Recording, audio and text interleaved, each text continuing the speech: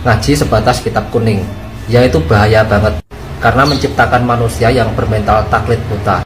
Jadi apa yang dikatakan kitab kuning mereka langsung pakai tanpa peduli itu ada hadisnya apa enggak. Kalau ditanya dalil pokoknya itu karangan ulama dan ulama. Itu adalah metode beragama jahiliyah. Makanya tidak heran kebanyakan mereka itu kalau memahami 1 menit video saja mereka itu tidak paham dan komennya tidak nyambung karena pikirannya sudah kuning berkarat karena kebanyakan baca kitab kuning. Bismillah. Di sini kita sudah ada 2 kitab kuning, yang satu membahas tentang hukum, yang satu membahas tentang ilmu gramatika bahasa Arab itu sendiri. Lantas kita akan membuktikan benarkah apa yang dikatakan oleh jamaah ataupun pengikut Wahabi yang selalu merendahkan kitab kuning yang dikarang oleh para ulama. Padahal di dalam kitab kuning ini sistematis mulai dari penulisan serta tata cara istinbat hukum itu jelas disebutkan ayatnya, disebutkan hadisnya. Artinya sumber ataupun dalilnya itu dinukilkan ataupun disertakan. Makanya teliti dulu baru kita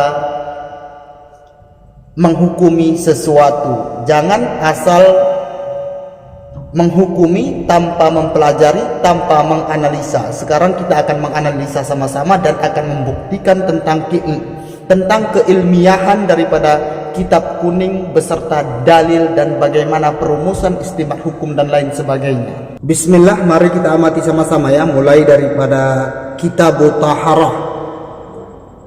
Langsung di sini jelas dinukilkan kalau Allah Ta'ala. Ini langsung ayat Al-Quran. Tentunya berbicara dalil antara hadis dan Al-Quran itu diutamakan Al-Quran. Nah, kitab ini pertama sekali saja sudah mencantumkan kalau Allah Ta'ala. Ini adalah Al-Quran, ayat Al-Quran. Jadi dari sini saja sebenarnya sudah terbantahlah apa yang dikatakan oleh oknum-oknum Wahabi ini yang hanya bisa memfitnah dengan keji. Kenapa kita katakan memfitnah dengan keji? Tanpa menganalisa, tanpa membuka dulu kitab-kitab ulama itu, malah sudah duluan menghukumi, meremehkan apa yang ditulis oleh ulama. Ini na'udzubillah teman-teman ya. Ini harus kita berlindung kepada Allah dari prasangka-prasangka buruk seperti ini. Seharusnya kan kita itu teliti dulu, amati. Maaf kita bilang terkadang kawan-kawan kita ini yang jamaah Wahabi, pengikut Wahabi ini tidak bisa baca kitab tapi sok aksi dalam menghukumi kitab kuning. Ini kan apa maksudnya coba kalau bukan itu karena suatu kesesatan yang nyata. Semoga Allah memberikan taufik dan hidayah untuk kita semuanya. Nah, lanjut kita kembali bahas ya. Di sini kalau Allah Ta'ala wa anzalna minas sama'i ma'an tahuran.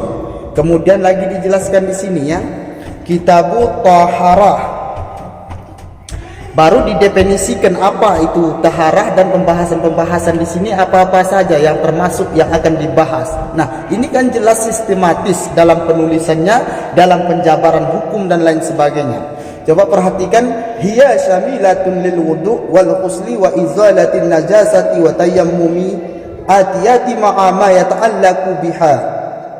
Dalam pembahasan ini, kata pengarang kitab ini, artinya pembahasan kitab ini dalam pembahasan taharah ini akan melengkapi tentang permasalahan wudu, kemudian mencakup dengan mencakup dengan sesuatu yang menyangkut dengan taharah, yang berkaitan dengan taharah, baik itu tayamum, baik itu wudu, baik itu mandi dan lain sebagainya. Nah, inti yang ingin kita sampaikan bahwasanya begitu jelas konsep, begitu ilmiahnya kitab kuning ini, tapi Wahabi dengan kebodohan dan ketidaktahuannya selalu menganggap remeh atas apa yang ditulis oleh para ulama. Kenapa kita tegas? Ini tegas, ini menyangkut dengan agama. Jangan main-main dengan agama. Kalau kita tidak tahu tentang agama, ya udah belajar kepada guru, jangan menghukumi. Lebih-lebih ulama, teman-teman, apa yang akan terjadi bila kita menyepelekan ulama? Kita sudah keluar dari sunnah Nabi. Nabi saja kalau berbicara ulama, apa kata Nabi Muhammad? Al-ulama'u warisatul anbiya, kata Nabi. Ulama itu adalah warisannya para nabi, yang mewariskan pengetahuan-pengetahuan, ilmunya para nabi, pengajarannya para nabi.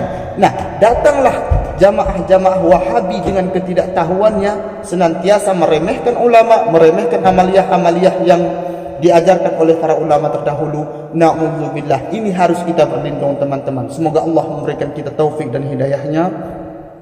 Cukup dulu pembahasan kita di sini.